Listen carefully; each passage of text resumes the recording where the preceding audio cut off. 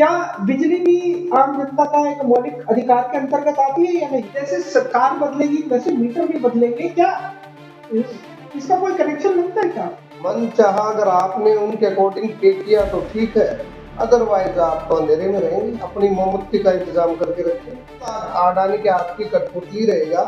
एक बार ये कहा जाएगा कि भाई हम इसमें जितना भी रूल है उसी के हिसाब से दे रहे हैं। सर जैसे कंपनियों का आपने जिक्र किया तो हाँ, अभी फिलहाल अगर भारत की बात करते हैं तो मोदी जी और अडानी साहब की दोस्ती की चर्चे पूरे वर्ल्ड में हो रहे हैं और सुनने में आ रहा है कि अभी अडानी साहब जो है हरियाणा के अंदर एक प्लांट लगाने जा रहे हैं बिजली का और सीधे सीधे आरोप ये लग रहे हैं कि ये सारा कुछ जो फायदा होगा वो अडानी साहब को पहुंचाया जाएगा। कितनी सच्चाई है इस बात से? जो कंज्यूमर है वो सोच के समझ की बिजली को खर्च करेगा। नहीं, इस मामले में सरकार पूरी तरह गलत है। लेकिन इन स्मार्ट मीटर को गांव के स्तर पर लेके जाना, किसानों तक लेके जाना, ये हमारी सरकार के लिए पॉसिबल नहीं है। नमस्कार, मैं हूं काशापा, आप देख रहे हैं आपकी खबर। आज हम बात करेंगे हरियाणा में लगने वाले स्मार्ट मीटरों को लेकर। जी हाँ, लगातार अगर बात करें व्यापारी जो स्मार्ट मीटर लग रहे हैं उनका विरोध कर रहे हैं, उसके साथ साथ अगर हरियाणा की बात करते हैं किसान संगठन जो है इस स्मार्ट मीटर का विरोध कर रहे हैं। आखिर स्मार्ट मीटर कितना बड़ा खतरा है हरियाणा के लिए, आम जनता के लिए, या फिर ये सिर्फ भ्रांतियां फैलाई जा रही हैं? इन्हीं सभी बातों पर चर्चा करने के लिए हमारे साथ हिसार के जाने माने वकील अधिवक्ता मौजूद है धर्मेंद्र घनग। सर बहुत बहुत स्वागत है आपका आपकी खबर पर। नमस्कार। सर पहले तो कॉफी लीजिए। सर स्मार्ट मीटर को लेकर मैं जानना चाहता हूँ और मेरे दर्शक जानना चाहते हैं, स्मार्ट मीटर को लेकर लगातार आवाज उठ रही है। उससे पहले जिस प्रकार से आप स्मार्ट मीटर को लेकर बताएं, आप एक वकील हैं, अधिवक्ता हैं, मैं जानना चाहता हूँ बिजली जो है, जैसे शिक्षा हमारा एक मौलिक अधिकार है, क्या बिजली भी आम जनता का एक मौलिक अधिकार के अंतर्गत आती है या नहीं? देखिए, बिजली पानी ये मौलिक अधिकार के अंदर आते हैं। और ये जो सरकार कर रही है स्मार्ट मीटर की बात कर रहे हैं जो आप, पहले हमारा यही सिस्टम दुरुस्त नहीं अभी तक। तो स्मार्ट मीटर का कॉन्सेप्ट क्या है? स्मार्ट मीटर एक कार्ड से चलेगा। आपने जैसे मोबाइल फोन रखते हैं, आप 100 रुपए का चार्ज किया, 100 रुपए की बिजली जैसे ही खत्म हुई आपका कनेक्शन खत्म, आपकी लाइट चली जाएगी। ठीक है, देखिए दुनिया एडवांस हो रही है, कोई बुरी बात नहीं है। मोबाइल भी आए हैं प्रीपेड, बिजली के बिल भी हैं। कहीं कहीं आप एनसीआर में जाओगे तो आपको स्मार्ट मीटर मिलते हैं। लेकिन इन स्मार्ट मीटर को गांव के स्तर पर लेके जाना, किसानों तक लेके जाना, ये हमारी सरकार के लिए पॉसिबल नहीं है अभी। तो सर क्या कहीं ना कहीं या जिस प्रकार से आप बता रहे हैं कि हमारे मौलिक अधिकारों के अंतर्गत आता है, क्या सरकार सीधे तौर पर मौलिक अधिकारों का हनन करने में लग रही है, ये कह सकते हैं? सरकार का ये अजीब सा फैसला है। सीधे तौर पर सरकार खासकर किसानों को और एक मजदूर संघ आदमी को तंग करने के लिए कर रही है, क्योंकि स्मार्ट मीटर फिजिबल नहीं है अभी। अगर हम हरियाणा की बात करें तो अभी आप देखते हैं कि 5G आ चुका है, लेकिन 4G नहीं चल रहा।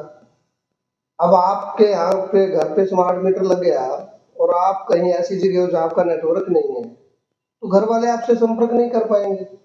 और आपको याद नहीं रहा कि एडवांस पेमेंट डालनी है कार्ड में, तो बिजली का कनेक्शन चला जाएगा, आपके घर लाइट नहीं रहेगी।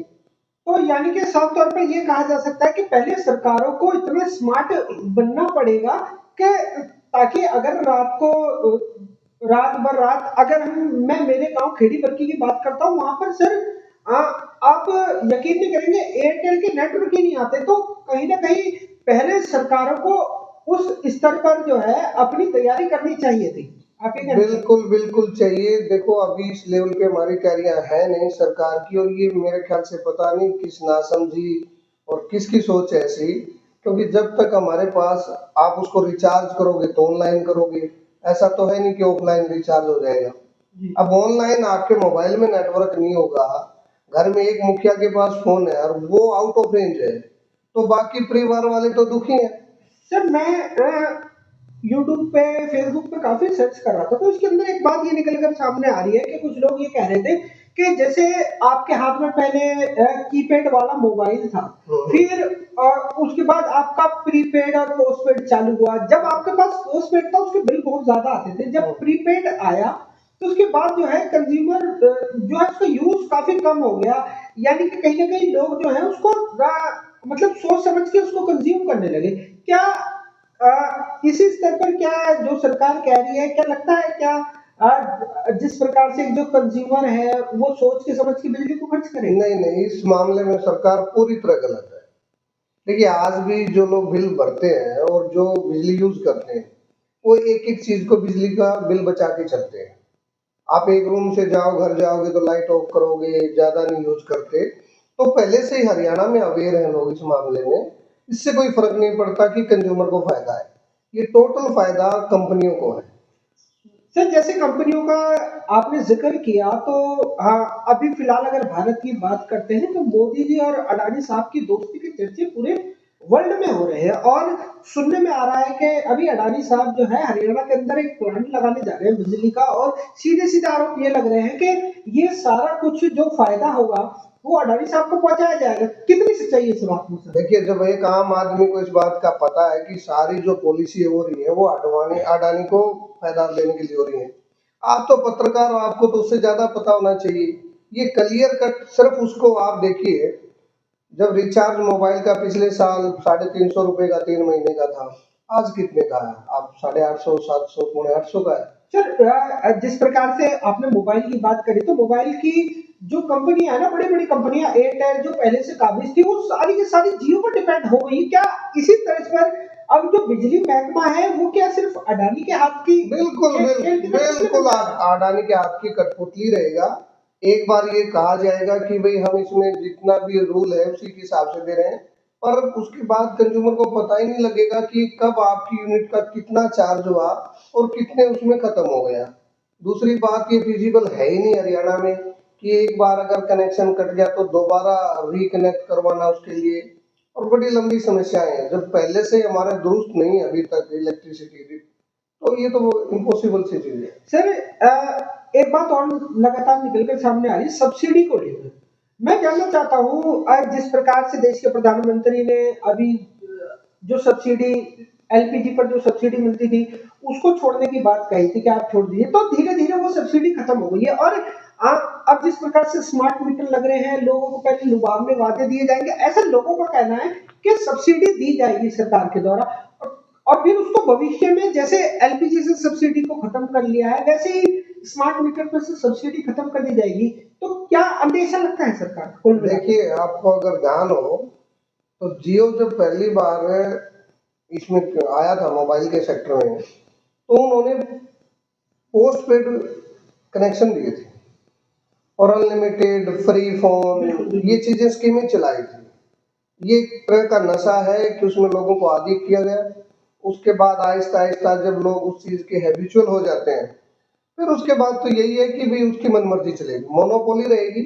एक बार से सब्सिडी आएगी, उस सब्सिडी के चक्कर में वो सारे ट्रांसफर हो जाएंगे स्मार्ट में, और स्मार्ट में कन्वर्ट होने के बाद फिर आप समझ लेना कि उसके बाद समझो कि उन्हीं की चलेगी। मन चाहा अगर आपने उनके अकॉर्डिंग पे किया तो ठीक है, अदरवाइज आप तो अंधेरे में रहेंगे। अपनी मोमबत्ती का इंतजाम करके रखें। तो सर कहीं ना कहीं एक बात और निकल कर लगातार सामने आ रही है कि जैसे सरकार बदलेगी वैसे मीटर भी बदलेंगे। क्या इसका कोई कनेक्शन लगता है क्या आपको?